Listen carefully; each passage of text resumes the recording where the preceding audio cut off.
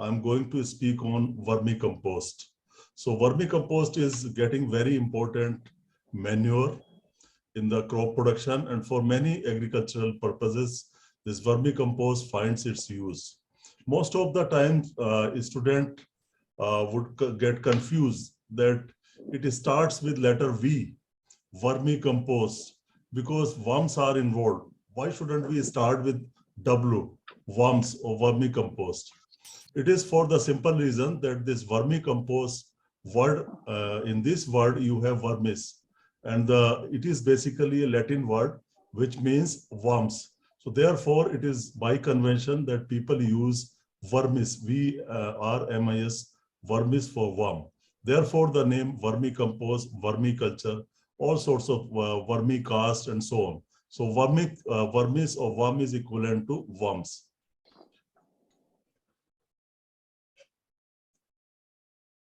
Now some glossary, some simple words for students. What is vermicompost?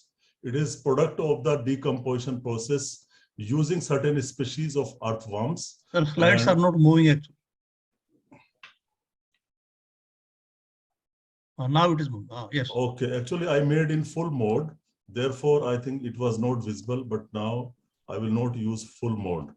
So we can just in very brief some terminology related to vermicompost. So it is product of decomposition process using certain species of earthworms and most commonly red wigglers. Red wigglers are your red worms, and certain other worms are also used depending upon the climate and ecology. The purpose is to create or decompose organic material and vermicast. Ultimately, you get decomposed organic materials and certain part is occupied by vermicast.